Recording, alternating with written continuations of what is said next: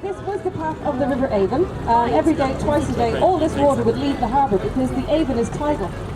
So if your boat wasn't ship-shape in Bristol fashion, when the water went out and your boat sat on the mud, it could break apart. And if you're wondering why would boats just suddenly break apart when the water wasn't there, think about the last time you got out of a swimming pool or a bath, how heavy you feel, because the water was supporting the weight of you. Boats are light, because you might have heard we're good at those, and we campaigned against it, and they decided to let us keep our harbour, but he managed to keep his 95-year lease. And one of the terms he negotiated was whatever got built up around him had to allow a turning circle to get his masts off his boats. So you can imagine the developer's surprise when they came to build their waterfront offices and found two big old boats were putting a stop to that. Straight up ahead in front of us you can see a grey gooseneck crane. That is the Fairbairn steam crane. It is a scheduled ancient monument, and to this day it is still the strongest crane in the harbour. It can lift 35 tonnes, which would be this boat and a full complement of passengers. It was used for occasional heavy loads off from the boats and onto the trains that ran down the right-hand side. And then we've also got a two-scale topsail schooner over on the left-hand side, Vilma. She was built over in Anglesey by a lovely chap called Scott, and she has a teak back inside, so if you're around for Harbour Festival and if she's open, you can go in and have a look around. Harbour Fest is next weekend. It is going to be chocolate everywhere. There's going to be 9 different tall ships in, including a bunch of the Bristol pilot cutters, which were the boats that were built specifically to get people into Bristol Harbour. So they would sail out, meet the ships that were coming in, and the pilots would guide the boats in. This boat that's chugging its way towards us now is the Mayflower. This is the oldest Bristol-built boat that's still afloat. It was the world's first ever steam tug, and it was built in Bristol. Hence the oldest Bristol-built boat that's still afloat. It's a steam tower, and they do keep it running, as you can see. It's the guys over in the M shed. There's a team of volunteers. They're amazing. They keep the Mayflower running. They keep the steam trains. They keep the cranes going. They keep the Fairbairn steam crane going. I think it's meant to be some kind of a tribal chief going, yeah, sure, take our sugar. We know what Bristol was involved in for a very long time. Over on the left-hand side, you can see up on the hillside there is a little skinny red tower. That is Cabot Tower, and if you swing your eyes over to the right, you might be able to see a statue of John Cabot himself under one of the trees there. John Cabot was an Italian who came to Bristol, originally named Giovanni Caboto.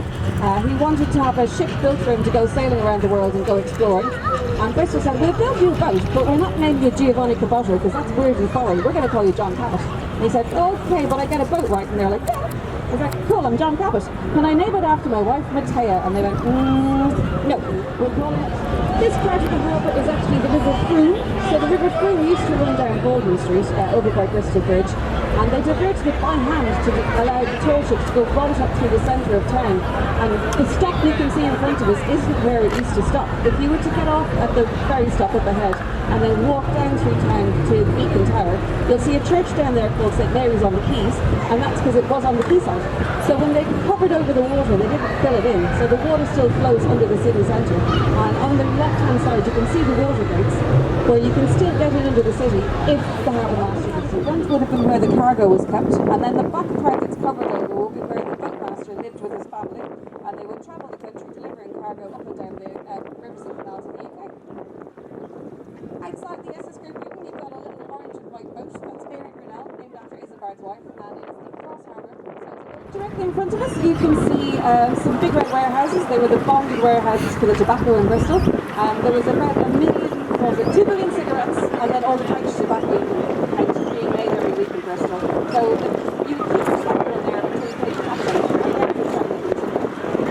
The land on the left-hand side is called the Borough, and it slopes down because that's where the wood used to be delivered. So most of the wood came from the Baltic, hence the name, and that was all timber yards and drying sheds. And then over on the right-hand side, that was all sand yards and to make sure the big boats can get in. So they sold off the dredgers, including our most famous one, the Harry Brown. And the silt didn't stop coming in. The harbour didn't stop getting shallower, so at one point a guy fell out of his boat at Temple Meads and was flailing around going, help, help, I'm drowning, and the harbour master's response was, mate, stand up. So they thought, okay, that's too shallow, it's time to get the dredging boats in. So they hired them in from Holland at great expense, and they spent a couple of months going around sorting out all the silt. So it is the Georgian Crescent, which is the longest Georgian Crescent in Europe. It is longer than the one in Bath. It's not as fancy, but it is longer, although my dad says that's not what counts. And then the brown buildings nearer the bridge is built by William Watts, who was a Bristol plumber who discovered how to make perfect lead shot.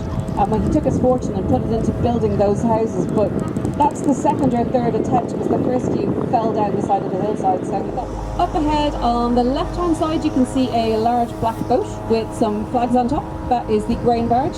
So there's a couple of restaurant and bar boats around the harbour, and they're mostly old grain barges. So she was built in Bristol in the 1930s. When she came back at the end of her working life, she was turned into a bar called the Shoots. The Shoots went on fire one night and apparently burned hot enough to blister the boat paint over in the marina.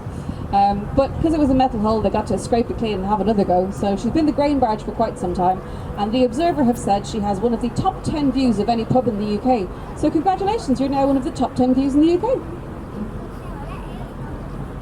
You can see there's a boat tied up alongside. When she was in the dry dock last, they put in some little pontoons on the outside to make it steadier in the water, and it means you can now paddleboard over or kayak over and go in for a drink. Or in my friend's case, bring your narrowboat down for a Sunday roast. And when they went to get back on, they were doing a head count of the kids, and one of the kids said, "Dad, where's the cat?" The cat was in the pub, having a great time, getting scraps and scratches off all the tables.